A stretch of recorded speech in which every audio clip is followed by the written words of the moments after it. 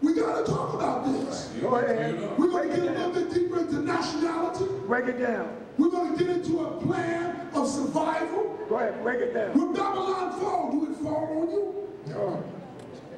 So what I want to do tonight, I want to call Brother Bambada up here, African Bambada.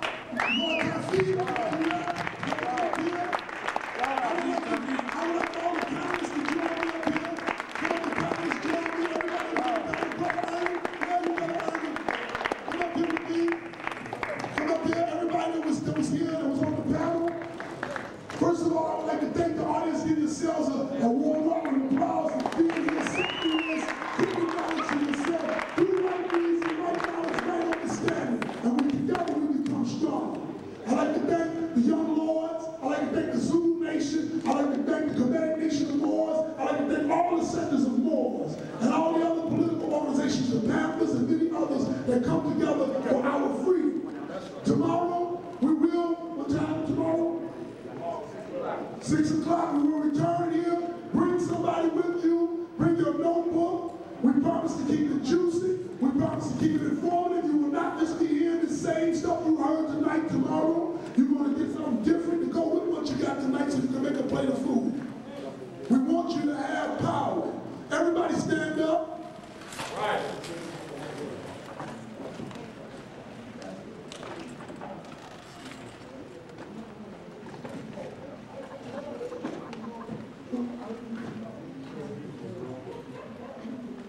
You see these waters? These were your waters.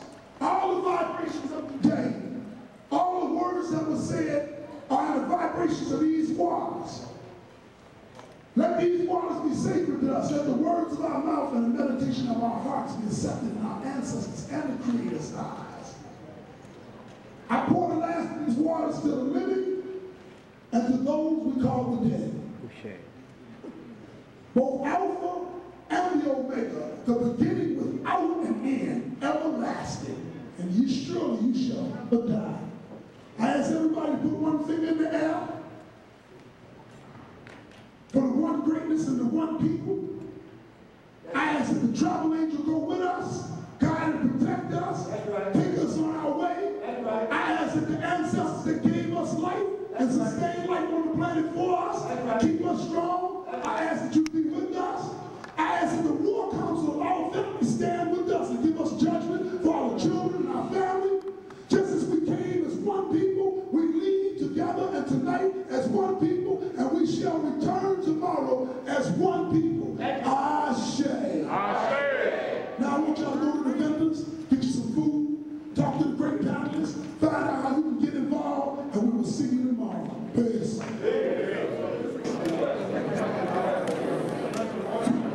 You know, the best part of the Zulu Nation is a donation. So see the brothers on the way out the door so we can keep these preachers going.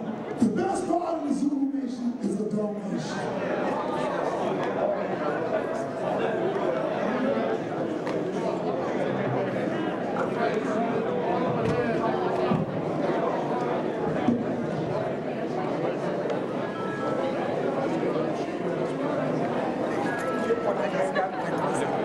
I saw you in the back.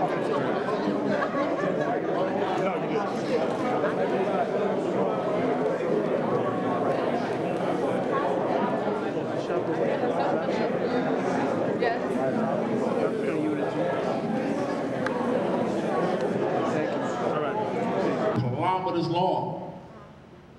The vehicle they dated to be approximately 1.5 billion years old. Now, how did they date it to be 1.5 billion years old? Because it actually has craters in it, just like the rest of the moon.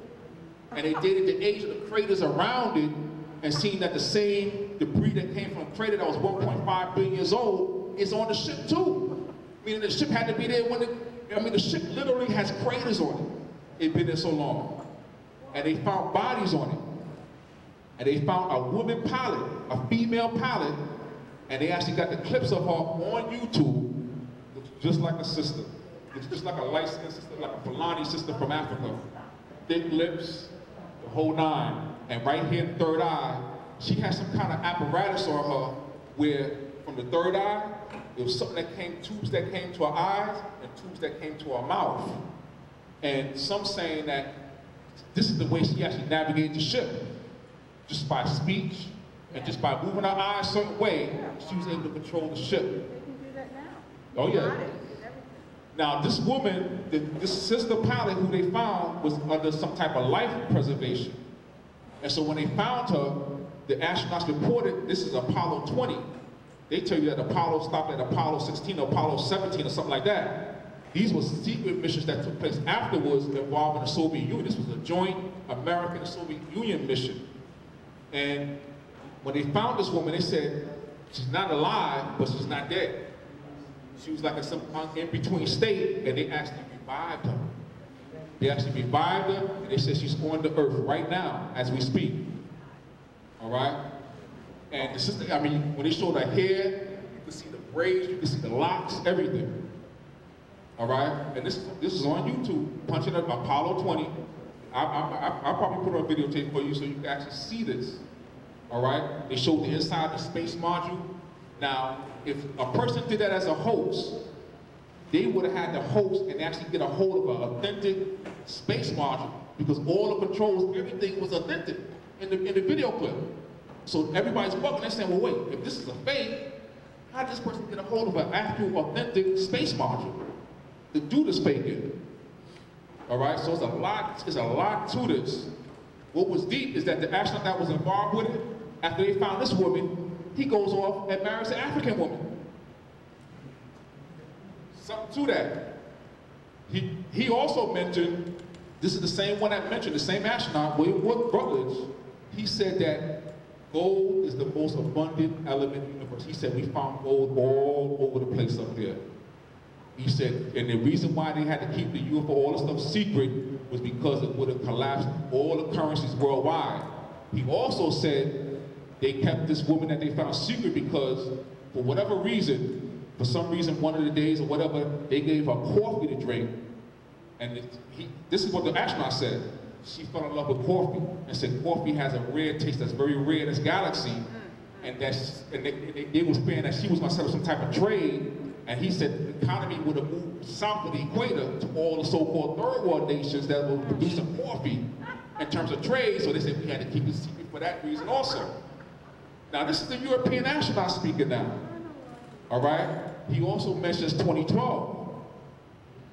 And he also mentions some space body headed in this direction around that time. Now, I can't confirm that in any way, but that whole thing dealing with that 3,500, 3,600 year cycle makes sense because I wrote about in my journal how there was a series of mass worldwide cataclysms approximately 3,500 years ago, 1500 BC, which is referred to in the Bible as Noah's Ark, the destruction of the Tower of Babel, and the plagues of Exodus are all talking about these same cataclysms, and also they refer to as the destruction of Atlantis is talking about the same cataclysms. So it may actually be something that's cyclical, all right? Because the last time it took place was 3,500 years ago, and it's in the geological record.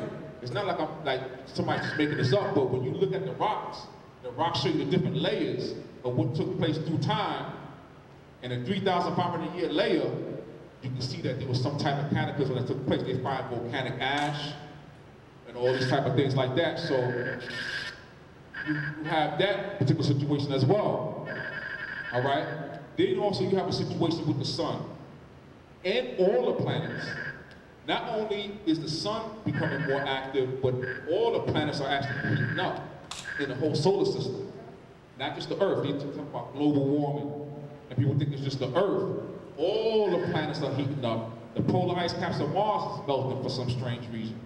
Something's taking place within the whole universe, within the whole solar system. Yes? What he's talking about is it's a group of people called Sumerians. They talk about the Anunnakis. And the Anunnakis are the people that We get a mic to him? came here. Y'all over there playing with the mic.